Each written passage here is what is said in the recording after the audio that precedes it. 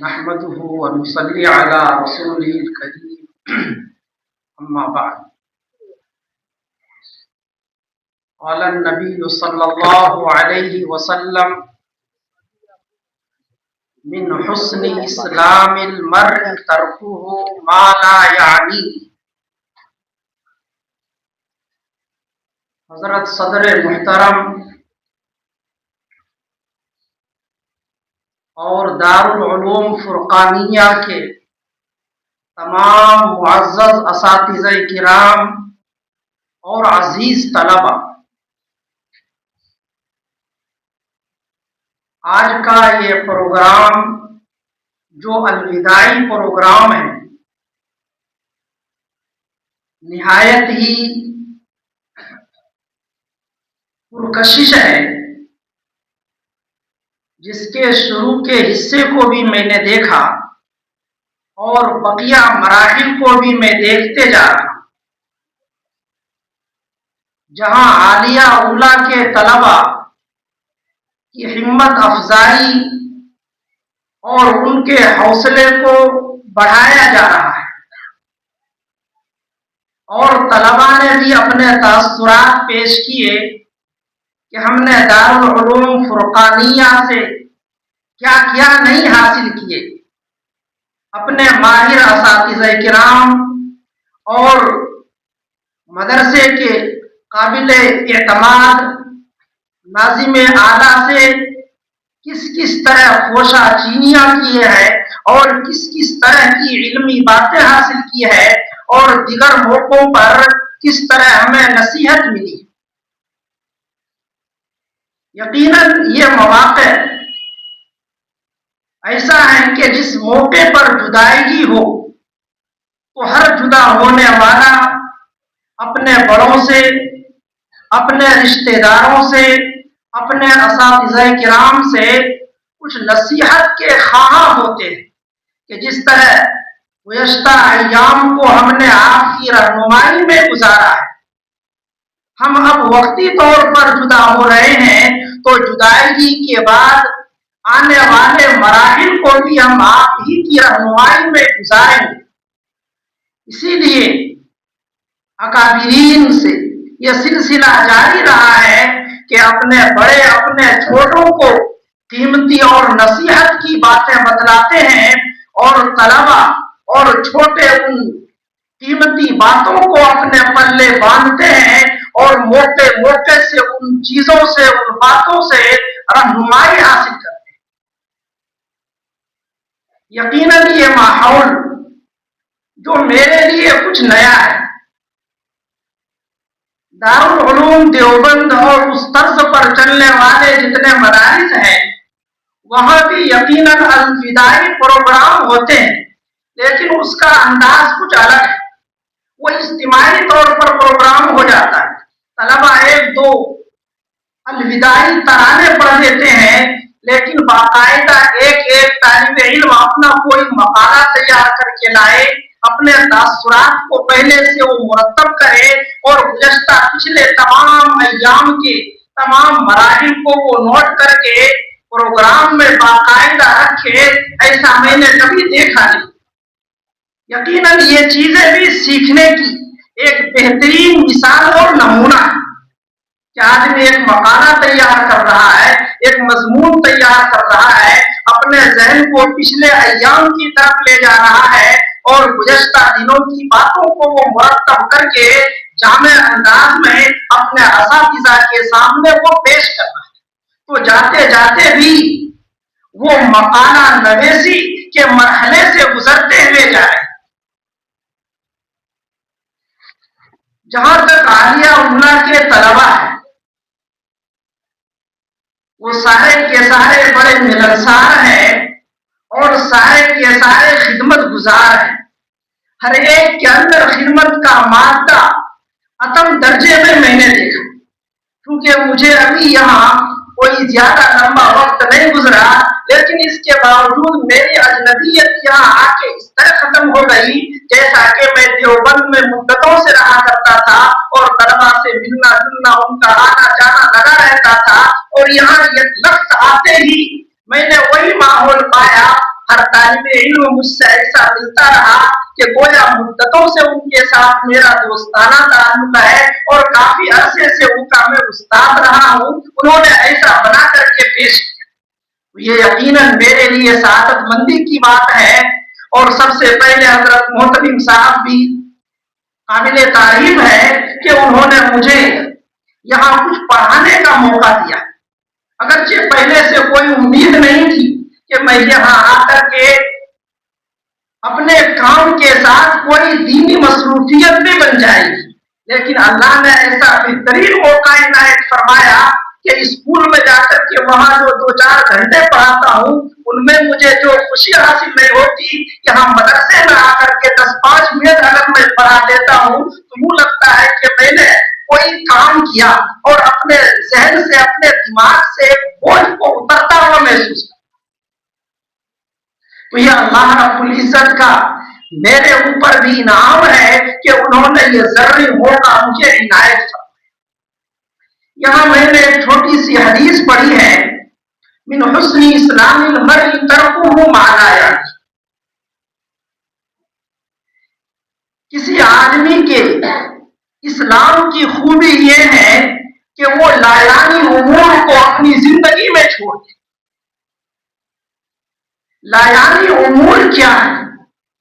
اس سلسلے میں محدثین نے تفصیلی گفتگو کی. صاحب مرقات نے لکھا کہ وہ تمام باتیں جن سے نہ دین کا نفع ہو نہ دنیا کا نفع ہو، وہ سارے امور لایانی باتوں کے اندر داخل ہوتے ہیں. تو ایک ایمان والے بندے کا ایمان کامل و مکمل اسی وقت ہوتا ہے. ایک ایمان والے بندے کے ایمان میں کمال اور حسن اسی وقت آتا ہے جبکہ وہ لایانی امور کو اپنی زندگی سے باہر کر دے. نہ ان کے اقوال میں لایانی باتیں ہوں، نہ ان کے افعال میں لایانی امور ہوں، اور نہ ہی ان کی گفتگو اور دوسرے کاموں میں لایانی امور. اگر ایسا سوال کوئی پیدا کر لیتا ہے گویا اس کے اسلام میں حسن آ گیا، اس کے اسلام میں خوبی آ گئی. نبی پاک صلی اللہ علیہ وسلم نے پوری امت کو یہ نصیحت فرمائی ہے کہ اپنے ایمان کو کامل و مکمل کرنے کے لیے لایانی امور کو اپنی زندگی سے باہر کرنا. صاحب مرقات نے یہاں تک بھی لکھا ہے کہ اگر کوئی لمبے سفر سے لوٹ کر کے آیا ہے اور وہ سفر کے اندر دیکھے ہوئے واقعات کو بیان کرتا ہے کہ فلاں فلاں آدمی سے میری ملاقات ہوئی ہے، فلاں فلاں چیزیں میں نے دیکھی ہے، ایسے ایسے پہاڑ دیکھے ہیں، ایسے ایسے دریاؤں کو دیکھا ہے، لیکن یہ باتیں ایسی ہے کہ جس کا تعلق نہ دین سے بھی ہو نہ دنیا سے ہو تو انہیں ان باتوں کے بیان کرنے سے بچنا ہی چاہیے. اس سے بہتر ہوتا کہ وہ دنیا کی نفع کے لیے، آخرت کی بھلائی کے لیے کوئی کام ہی کرتے. عزیز طلبہ، آپ اپنے اس مادر علمی دارالعلوم فرقانیہ سے رخصت ہو کر کے ندوۃ العلماء جا رہے ہیں. یقیناً ندوۃ العلماء ایک بڑی درسگاہ ہے اور ممتاز ادارہ ہے. وہاں جانے کے بعد طلبہ 2 مرحلوں سے گزرتے ہیں. یا تو وہاں جا کر کے وہ اچھا سے اچھا بن جاتا ہے، اور دوسرا مرحلہ یہ بھی ہوتا ہے کہ آدمی وہاں جا کر کے بگڑ بھی جاتا ہے، بگڑنے کے بھی امکانات رہتے. ظاہر ہے کہ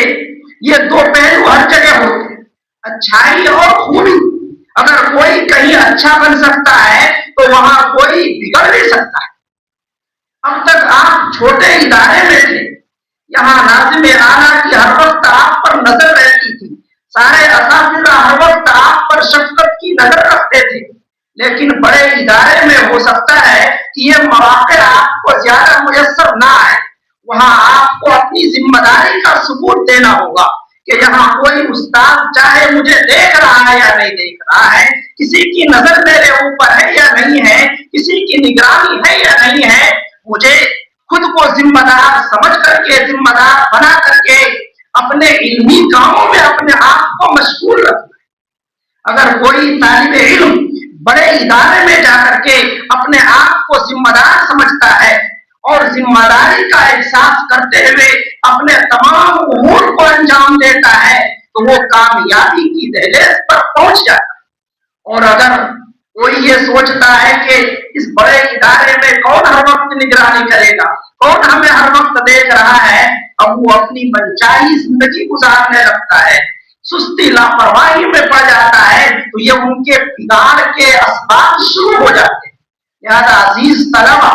آپ وہاں جا کر کے اپنے آپ کو ذمہ دار ثابت کریں اور ذمہ داری کے ساتھ اپنے تمام علمی مراحل کو طے کرتے رہیں تو یقیناً آپ علمی میدان میں لیاقت والے بن جائیں گے۔ آپ کی طرف انگلیوں کے ذریعے اشارہ کیا جائے گا، آپ کے ذریعے سے اللہ رب العزت علم دین کی نشر و اشاعت کا کام کریں گے، آپ کے ذریعے سے آپ کے ادارے کا نام روشن ہوگا، آپ کے اساتذہ آپ کو دیکھ کر، آپ کی خدمات کو دیکھ کر، آپ کی کاوشوں کو دیکھ کر وحشش کریں گے کہ یہ ہمارے طلبہ ہے جو دین کی نشر و اشاعت کا کام انجام۔ اپنے من میں ڈوب کر پاجا سراغ زندگی،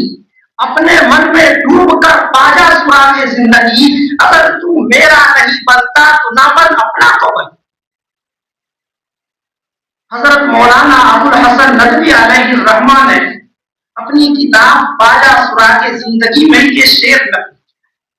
اور طلبا کو نصیحت کے موقع پر ہی انہوں نے یہ شعر عرض کیا ہے، تو اس شعر کو آپ حضرات پلے باندھ لیجیے۔ پاجا سراغ زندگی کہ اپنی زندگی کو حاصل کرنے کے لیے آپ کو ایڑی چوٹی کی زور لگا دینی چاہیے۔ اگر دوسروں کا نفع پیش نظر نہ ہو، اپنے اساتذہ کی نفع پیش نظر نہ ہو، تو کم سے کم اپنی ذات کی نفع ہی کے لیے اپنے آپ کو ایسے لائن پر لگا دو کہ جو کامیابی کی لائن ہو، اور آئندہ آپ کے لیے اور آپ کے بچوں کے لیے، آپ کے متعلقین کے لیے وہ کامیابی کا ذریعہ بن سکے۔ عزیز طلبہ، یہ دور ایسا ہے کہ اس دور کے اندر امتیاز اور تخصصات کو لوگ وقت کی نظر سے دیکھتے۔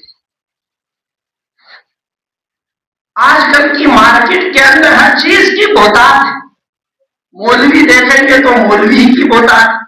آپ ندوے میں ہر طرف نظر ڈالتے ہوں گے، ڈالیں گے تو وہاں آپ کو مولوی ہی مولوی نظر آئے۔ دیوبند میں اگر آپ نظر اٹھا کر کے چلیں گے تو ہر گلی کوچے نکڑ پر آپ کو مولوی ہی مولوی نظر آئے گی، اور وہاں مولویوں کے درمیان مولوی کی کوئی قیمت نہیں۔ لیکن اگر ان مولویوں میں کوئی اپنے اندر اچھا امتیاز پیدا کر لیتا ہے، کوئی مفتی بن جاتا ہے اور فقہ کی مہارت اپنے اندر پیدا کر لیتا ہے، عربی زبان و ادب کی مہارت اپنے اندر پیدا کر لیتا ہے، اور وہ دوسروں کے مقابلے میں عربی زبان کو اچھے انداز سے بول لیتا ہے، تو ان کا ایک امتیاز قائم ہو جاتا ہے، ان کا تفوق دوسروں پر ہو جاتا ہے، لوگ ان کو وقت کی نظر سے دیکھتے ہیں اور ان کو خدمت کے مواقع بھی زیادہ آتے ہیں۔ لہٰذا آپ حضرات اس بات کی کوشش کریں کہ نرے مولوی نہ رہیں، بلکہ دیگر مولویوں کے مقابلے میں اپنے اندر امتیاز اور تخصصات اور صلاحیتوں کو پیدا کرنے کی کوشش کریں کہ آپ کو دیکھ کر یہ امتیاز کیا جائے کہ ان میں جو خصوصیت ہے وہ اوروں میں نہیں، آپ کی قیمت لگے اوروں کے مقابلے میں۔ تو ایسی صورت میں آپ کے لیے خدمت کے مواقع بھی زیادہ میسر ہوں گے، اور آپ کے ذریعے سے آپ کے تمام اساتذہ اور آپ کے وہ ادارے جن سے آپ نے تعلیم حاصل کیا ہے ان کی بھی نیک نام۔ آپ نے جس ادارے کے اندر یہ تربیت حاصل کی ہے، جیسا کہ آپ حضرات نے تاثرات میں بتلائے ہیں، آپ اپنے ادارے سے یقیناً بعد میں بھی جڑے رہیں گے۔ جیسا کہ پتہ چلا کہ باقاعدہ ادارے میں ایسی ترتیب کی ہے کہ یہاں سے جانے والے وزراء کو آئندہ سالوں میں بھی بلایا جاتا ہے، ان کی مزید رہنمائی کی جاتی ہے. یہ ادارے کے لیے بڑی خوش آئند بات ہے. یہ باتیں عام طور پر دوسرے اداروں میں نہیں دیکھا کہ پرانے طلبا کو باقاعدہ بلایا جاتا ہو، ان کو 1-2 دن ٹریننگ کا موقع دیا جاتا ہو. لیکن یہ بات میں نے جہاں دیکھی ہے تو بہت بہتر ہے اور طلبا کے ساتھ خیر خواہی اور بھلائی کی بہترین نمونہ ہے کہ جب تک آپ رہے